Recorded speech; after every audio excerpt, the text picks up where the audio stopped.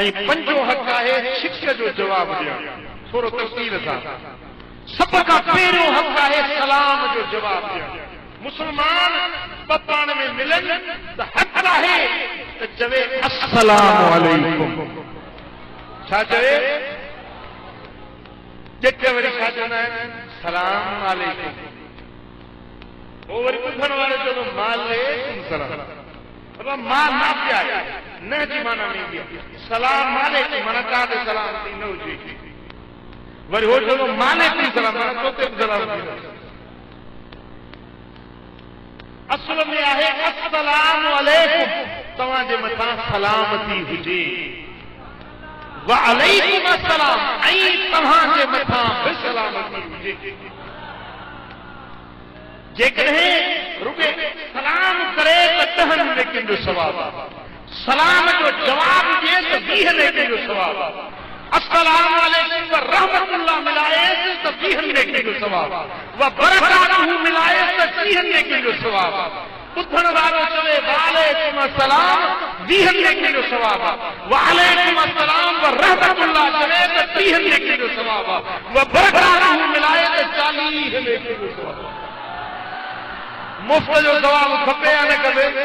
हाँ बाबा इस्लामी तरीक़ो छा आहे? अस्सलाम वालेकुम। हाणे बहराणी में वरी कई सलामनि जा तरीक़ा राइज आहिनि। मिलंदा अदा भली भली करे आए, अदा बिस्मिल्लाह चवंदा आहिनि न चवंदा। हो वरी या अली मदद। न को हज़रत अली जो सलाम कयो, न इमाम हसन ये सलाम कयो, न इमाम हुसैन ये सलाम कयो, न इमाम ज़ैनुल आबिदीन या अली मदद जी सलाम कयो, न ये हज़रत इमाम जाफर सादिक सलाम कयो, न इमाम मूसा काज़िम ये सलाम कयो, न इमाम अली रिज़ा ये सलाम कयो, न इमाम अली नकी अली नकी हसन अस्करी ये सलाम कोन कयो। इस्लाम वारो ही जे मुस्लमान आई तो सलाम उहो कर जेको मौला अली पाण सलाम कंदो। या अली मदद चवण इस्लाम में कंहिं किताब में ये कोन्हे लिखियल त तव्हां सलाम हीअं कयो। इहो टिकण जो ठाहियल तरीक़ो आहे। तोखे मदीने वारे जो तरीक़ो खपे या पंहिंजो हथ जो जोड़ियल तरीक़ो खपे? जेॾी महिल मिलो न चओ अस्सलाम अलैकुम।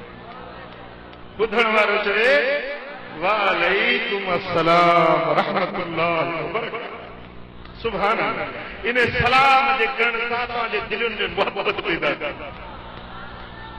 हिकिड़ो नुस्ख़ो ॿुधायां। नुस्ख़ो रिज़्क़ जी बरकत, रिज़्क़ जी कुशादगी जो नुस्ख़ो।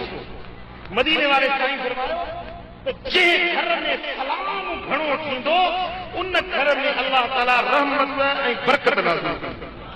उन घर जे रिज़्क़ ऐं रोज़ी में बरकत नाज़िल थींदी। तंगी ख़त्म थी वेंदी। रोज़ी जे अंदरि अणपूर आई आहे, कर्ज़ आहे, बेबरकत आई आहे।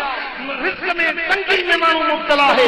जंहिं घर में सलाम घणो थिए उन घर जे अंदरि रहमत ऐं बरकत नाज़िल थींदी।